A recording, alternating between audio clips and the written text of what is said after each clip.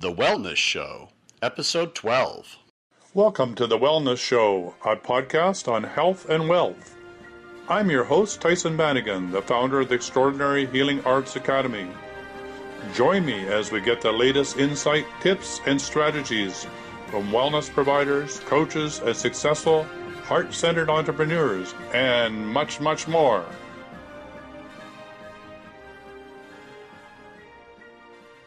So welcome to the Wellness Show, and I'm excited today to have on the call today Dave Smith, and he's in the fitness profession. So Dave, what is it that you're doing, and how are you unique? We're starting off with the big questions. I like that. Yeah, Thanks right. for having me on the show. Yeah, so I'm a wellness coach, but I really specialize in helping people through the process of health behavior change, building habits that are going to help them get the results they're looking for. Wow, that's awesome. So what are some of those habits? Well, it really depends on anyone. For most of my clients, we're looking at weight loss, and I use this psychological approach. It's 5 stages that basically takes people from a state where they're not really looking to change to realizing that they should change and getting prepared to change, taking action, that whole bit. So most people, we start with very, very simple things, just little diet tweaks. For example, this sounds like something your mom probably said, but eating a good breakfast and just establishing what that good breakfast looks like.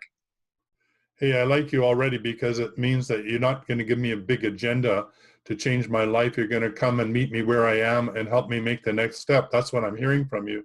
So you're willing to work with anybody wherever they are. Well, yeah, that's true. And, I was a personal trainer for about 16 years. And, personally, I saw my own clients do this, come in, especially this time of year. We got New Year's here, and people who have never exercised before will show up and they'll say, "Hey, Dave, I want to start exercising 7 days a week. I'm so excited." And I very quickly learned those people have a 0% chance of following through on that. And it needs to be broken down into very small, sequential, attainable steps. It's the only way it works. Well, it sounds like it's something that's doable. You also, on the precursor to this call, you were mentioning that you're a coach, and I got fascinated because it seems to me, if you're a business coach, that those are some of the integrative steps that you want to take your client through too. You don't want to scare them about the fact that they got to make a big quantum jump in their business, even though they may, at the beginning of the year, have a New Year's resolutions like fitness. Hey, I want to double, triple, quadruple, 10x my business. So Dave, hey, how do I do that? It sounds like you'd have the same sort of strategy for the business as well. Yeah, definitely. And, probably the biggest step in all that is determining what your motivation is. And that crosses over so many different areas of life, but health and wellness for sure. And then business as well. And I know you're a business coach too, so you've probably seen that. What is your motivation or what's your impetus to change? That's got to be foundational. Yeah, absolutely. So what's that question you ask people when they come to you? What's the first question that you're going to get out? Well, so from a fitness perspective, most of my clients, like I said, are interested in weight loss. So when I'm doing an intake with a new client, I'll always say, okay, what can I help you with? And usually the response is, I need to lose weight. And I've learned that that's not a satisfactory answer. So I'll always follow that up with, okay, how will that make your life better? And then usually the process is quite a long drawn out process, and it'll go something like, they'll say, well, I want to feel better about myself. And that's still just it's not a very real answer. I don't think they've drilled down. So I'll say that same question again, and it gets pretty annoying. I'll say, well, how will that make your life better? And then they'll say, well, if I felt better about myself, then I would be able to go out and socialize more. And they're getting a little closer, but well, how does that make your life better? Well, if I could socialize more, I would I've had people actually, a client recently said, I want to go to business networking events, but I don't feel confident in the way I look. Okay, well, if you go to those business networking events, how does that make your life better? Well, I want to meet other people who are in business. How does that make your life better? And then basically we went through this process, probably like 12 or 15 of these layered questions. And eventually the person came out and said, my business in 2015 was really struggling. And I realized that I need to connect with other people who are in business. But the way that I feel about myself is preventing me from doing that. Wow, I love that. I love that. You're like a life coach. But the exciting thing about that is you're not marketing yourself as a life coach, because people wouldn't get who you are and what it is that you're doing. So that's brilliant. So this crossover, I mean, people have told me, the gurus in the business of coaching, hey, you can't be a wellness coach and a business coach at the same time. It's mixed messages, but somehow you're doing this. How do you do that? Do you have two different, do you keep the clientele separately? How do you bring those two worlds together? Well, yeah, I'll give you a little backstory. Originally, I didn't intend to be a business coach. My background educationally is in marketing, Mm-hmm. but my passion was always fitness. And so I applied my business knowledge to the fitness world. And really early on, within a couple of years of my business really growing, I noticed I started to have people who were clients of mine who own their own business saying, hey, I saw what you're doing, particularly online. My specialty is online business. Can you help me do that with my business? And I just saw, okay, there's definitely a need here. People get to know me, through the health coaching, trust me, and then want to apply that. So I have a lot of crossover between clients, but I have two separate businesses. So I try and keep them as separate as possible, but it just doesn't always happen that way. Well, that's really fascinating, because I've sort of somewhere in the middle. I call it, Tyhson Banighen business and wellness coaching and mentoring. But I haven't kept them separate. But you're absolutely right; they're two different flows.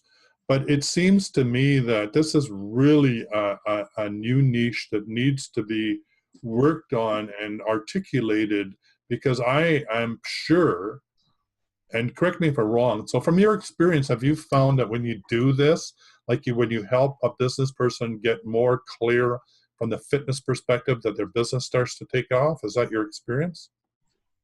Oh, like without a doubt, without a doubt.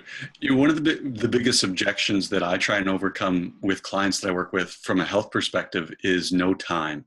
And everyone says that I have no time. But the reality is, when you make that time, then your energy goes up, your ability to take on more work goes up. So your capabilities just exponentially grow when you take care of yourself. But I know that's a hard thing for people to believe until they've experienced it. So that's the tricky part. So how do you help them believe that? I mean, it took me a long time for me to come to Jesus moment, to realize that I had to do this for myself, right? That there was no other way to do this but to get up every morning at an early hour and do something about this, whether it's, my 45-minute walk, or whether it's doing the 5 Tibetan rites, or whatever it is. I just got to do it. And if I don't, I have about a week, and then my energy starts to crash. So how do you motivate your clients to put this part of their ongoing life skills? Well, actually, I love what you just said, because you shared a personal example. So that's very real to you, and no one can argue with that. When you have an anecdote that you've experienced in your own life, how can someone say that that's not true? So that's where I began. Actually, my personal story is, when I was working in corporate marketing, I went through a period of really bad health.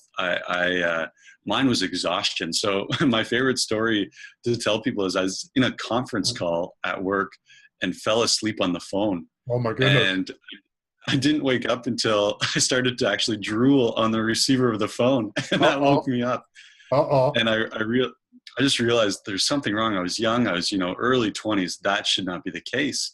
And that really propelled me to, I was already exercising at the time, but it really propelled me to start to examine my diet and study diet and the correlation between diet and energy levels. And since I switched my diet, a precursor to that was, I saw probably 7 specialists who were supposed to help me from a medical standpoint, and I was prescribed drugs, and I had sleep tests done, and all this different, very medical approach, and nothing, it didn't work. I ended up being on prescription drugs and still felt like crap. And then as I started to change my diet, I eliminated the drugs, felt great, and it was a game changer. So, that personal experience, I can tell people, like, this stuff works. It just that's does. the power of that personal experience. So tell me, I mean, I'm fascinated too. I had to change my diet too. I had a public health nurse come here when I was like 60, and gave me a full medical and said, hey, this is, likelihood of a heart attack and all the rest of this. I said, whoa, I'm doing physical stuff, blah, blah. I went to my doctor, and he looked it out, and he looked over, and he says, she's absolutely right. So that was my moment of, hey, what are you going to do about this? So how do you, with that, like, for you, for me, the diet thing was really important. The first thing I had to do was cut my food intake by 50%. And then I had to change my diet absolutely completely. I went from becoming a full vegetarian. So from your personal point of view, what did you have to do to get your energy back from the food that you ate? Yeah, I learned a pivotal lesson, and I write about this all the time in different magazines because I really want people to hear this message, Yeah. is that your diet has to be focused on what you're eating, not what you're not eating. Right. And to explain that, so I would have thought, this was 15 years ago when I was going through these health issues. If someone had asked me, what's your diet like? I would have said, oh, I've got the cleanest diet possible because, I avoid saturated fats, I don't eat junk food. But when I started to evaluate what am I actually feeding my body, it was a ton of processed grains. I ate a ton of bread products, a ton of low fat products that are actually very low nutrient products.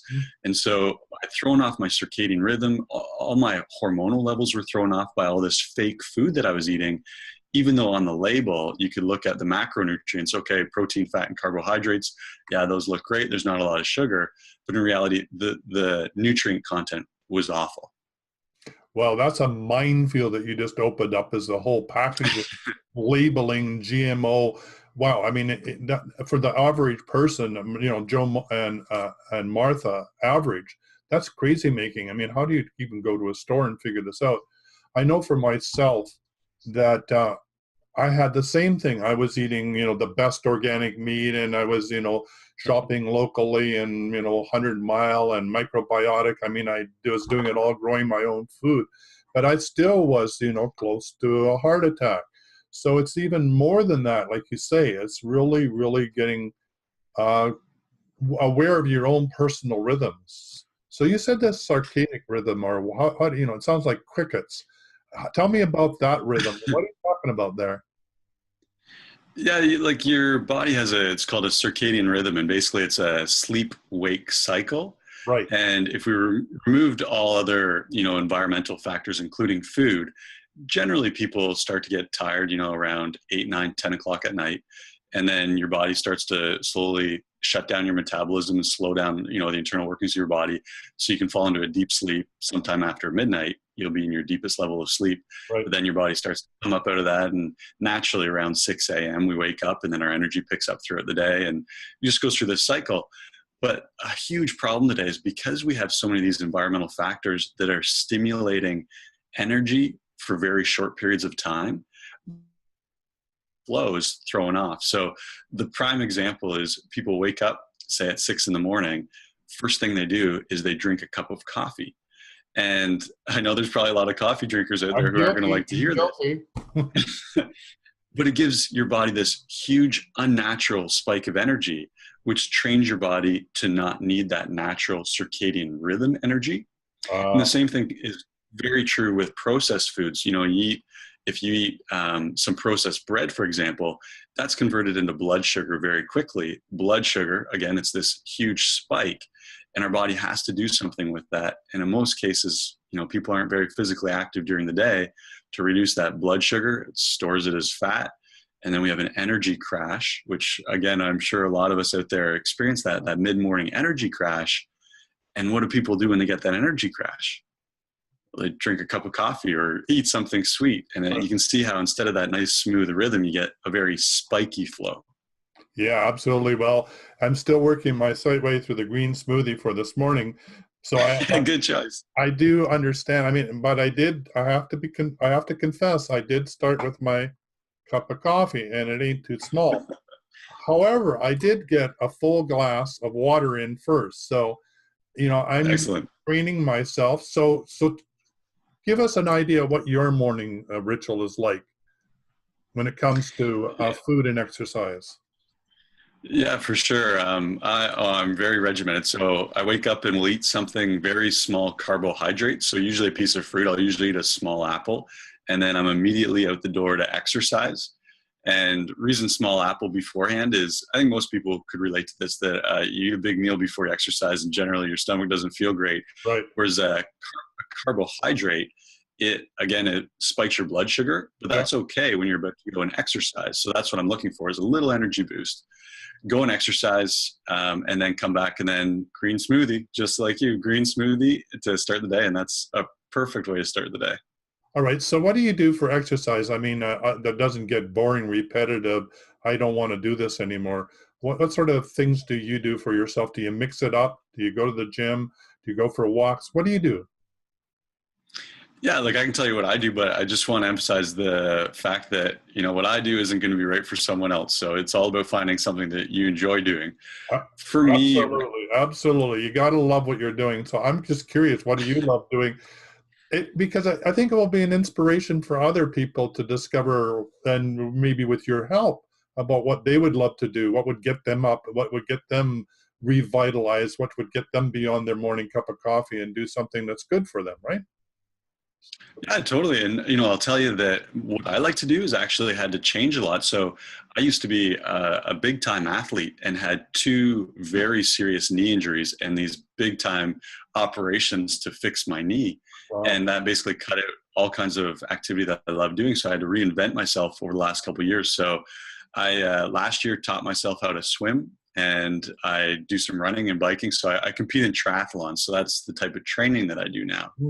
And a little bit of weight training as well, but primarily swim, bike, run. That's my routine. Great. So all you people out there, don't get scared. I mean, we can make this work for you. You don't have to be training for the triathlon. You can just for your day. So yeah, I'm really excited the fact that you can show up for people and take them from where they are to where they want to go. That sounds awesome. And I just love your exuberance. I would hire you as a personal trainer if I needed one, because I just feel that you embody that aspect, that you're living that energy. So when it comes to helping people with diet, what do you do there? Like, do you do some sort of assessment with them? Do you help them go through what it is that they do eat in an average day and make some recommend? What do you do in that area?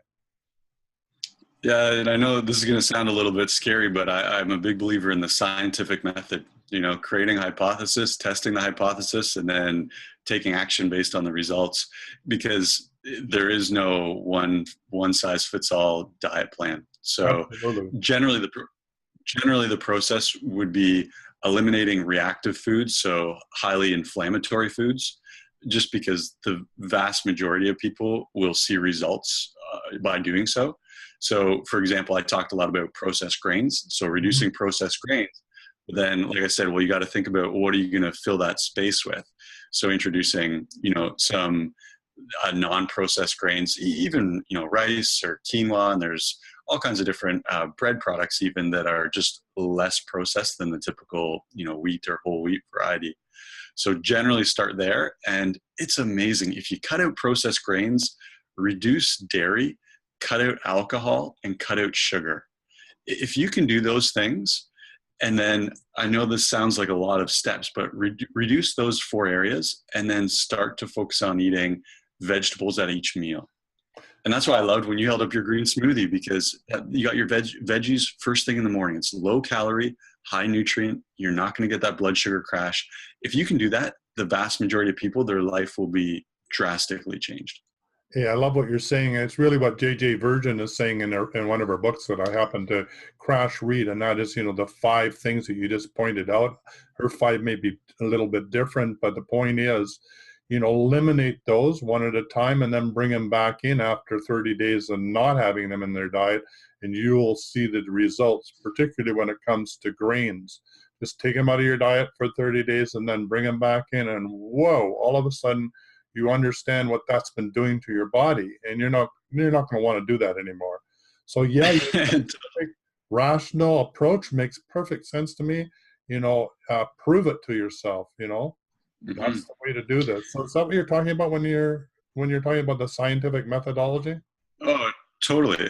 You said it very, very eloquently. Actually, take it out and see what happens to your body. Yeah. And for some people, dairy is a good example, because some people can do well on dairy. Yeah, absolutely. But most people think they do way better on it, and then take it out, and all of a sudden their stomach's not full of gas and bloating, and all of a sudden their digestion is just through the roof, and they think, okay, I'm going to keep dairy out, or at least minimize it. Yeah, and of course, having come from one of the last two raw milk dairy farms in British Columbia, you know, the difference between raw milk and healthy milk compared to processed milk. I mean, they're two, well, we don't need to go there, but processed milk is absolutely dead and inert and probably should have nothing to do with anything that has to do with your body. I mean, it's just, well, anyway, I'm going to get on a rant there, so I'll get off there right away. But yeah, the closer we are to natural products, the better off. So I absolutely agree with you. So that makes perfect sense to me.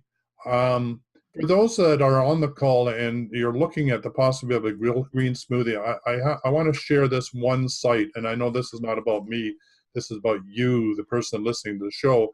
But www.therawfamily.com has got awesome recipes on there. And when you're on that site, take a look at the videos, because you'll see that a raw diet with smoothie has changed so many different disorders and diseases from, I don't know, anything you can imagine. And in as less time as 3 weeks on green smoothies, your blood sugar balances out, all sorts of things. So you owe it to yourself, everybody out there listening. Try a green smoothie. It'll only maybe one a day, but hey, I'm back on my soapbox. But truly, it will change your life. So anyway, back to you. That was my little rant there. No, if I can say something, I'd like to support that, because, you know, when I said people's objections to eating healthy, usually it's a time thing, and then quite often it's a taste thing. Yeah. You can't make a faster breakfast than a green smoothie, and you can't make a better tasting breakfast than some of the recipes. Right, and I attest to that. So I'll have a drink right now. Can you tell us what's in your green smoothie right now? Actually, I can. I'm so spoiled, but I know that I'm fortunate in that I grow a lot of my own vegetables. So I've created a greenhouse. So one of my beautiful, loving plants that grows all the way through the year, even though it's freezing to death out in the greenhouse now, and it doesn't really grow. It's like this, waiting for the spring, is kale. So the basic fundamental basis of most of my smoothies is kale. The fact that the kale has so much energy, it loves me so dearly, that will grow in my greenhouse in the middle of the winter when it shouldn't be, to me is enough energy that I just want it inside of me, because it's put that extra effort out. I know that sounds crazy, but I love my vegetables. I grow my vegetables. My vegetables and me are one as much as possible. So, you know, my garden is special for me, and I don't have enough time to be in the garden. In fact, why don't I just say it right here? I'm going to make a New Year's resolution, which I don't do, to spend more time in my garden with my vegetables and watch them grow. Because the more I do that, the more energy that they give to me. So anyway, that's my story. So yeah, kale's a big part. It's 1/3 fruit and 2/3 green veggies, right? So that gives you a bit of a... That's a good... Yeah. I really like that balance, because that is the only danger of green smoothies is you can pack a wallop of calories in there. If it becomes, 90% fruit, you could throw pineapple, all that stuff in there, and then throw in a couple spinach leaves and call it a green smoothie. And I'm not sure that's the same thing. You're going to have a huge sugar rush and a big crash at the other end, right? Exactly. Wow. So this is exciting. I find it exciting. So take this back over to business just for one more go around on that, and taking these strategies into the business world. So how do you do these sorts of things for a business person? Yeah, like I said, my specialty is online marketing. So I consider myself an online marketer, to be honest, more than I do even a personal trainer these days. So from a business strategist standpoint, I try and drive as much traffic to my site as possible. And generally I do that. I spend a lot of time writing. I write for a lot of magazines, a lot of different websites online that just sort of builds up my personal brand recognition and gets eyeballs on my site. And then the most important thing that I've learned about online business is give away some of your very best stuff 100% for free. And it does two things. One, it captures people's emails so that you can communicate with them. But even more importantly, you've heard it before, people do business with people who they know, they like, and they trust. Hey, so I need that opportunity. So the thing is that I've found is the whole integrity is a big thing when it comes to being an online marketer and writing copy like you are. And it sounds like you're emerging as a wizard in copywriting and doing blogs and getting your brand out there and getting your name, which is, like you say, is a common name. So you got to stand out in a big way. It sounds to me like you're doing that. How do you deal with the integrity issue? I think that's a big one.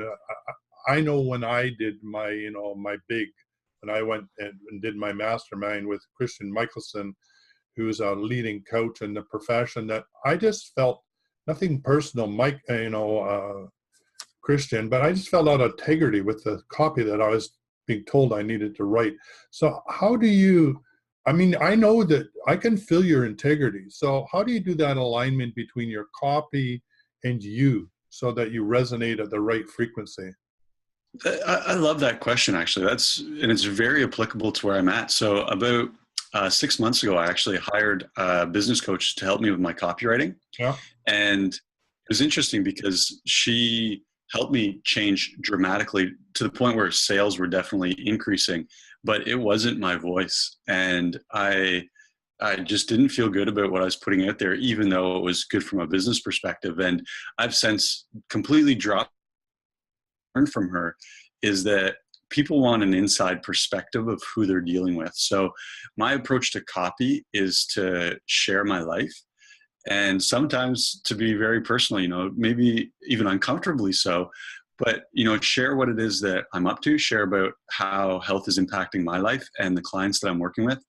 And, it might not make me millions and millions of dollars doing that strategy. Maybe I can make more money being more persuasive, but it is an integral approach, I think. And I think people appreciate it. It took me, I'm 70 years old, and it took me forever to figure this out. And here you are at your age figuring this all out. So I commend you. You are your brand. You are the integrity. And when you bare your soul to your client and let them be on the inner part of you, like what are you struggling with? What are you figuring out? Where are you, and, the soft underbelly, when you let them see that, they're going to love you. Mm-hmm. They're going to love you, and they're going to be there for you, and your business is going to go through the roof. So again, I really love the fact that you're a risk taker. You're going to put it all out there. You're going to fly your flag no matter what, and the world be darned. They're just going to either catch up or they're not part of your tribe. So look, we're getting close to the end of the show, and I could spend, hours talking to you because I love it. So tell people, how do they get hold of you? How do they get to work with you? Yeah, like my main website is called makeyourbodywork.com. And that's where you can, see all about the fitness side of things I do. And you can contact me through that website if you have a business question or want to chat business as well. And on that website, you'll find a podcast. So I do a weekly podcast as well that's focusing all about living simply, and living happier. So if you're interested in any of those three things, you can check out the podcast.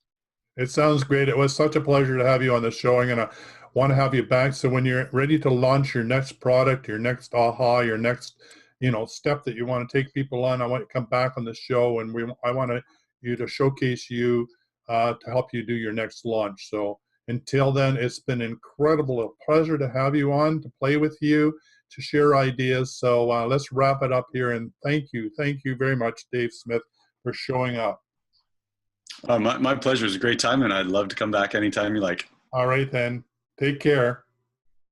Thank you. For quality online wellness products, courses, and services, visit our sponsors, thewellnessstore.ca and the Extraordinary Healing Arts Academy located at thewellnessacademy.ca. To stay in touch, visit us at thewellnessshow.ca. And until next time, be healthy, wealthy, and wise.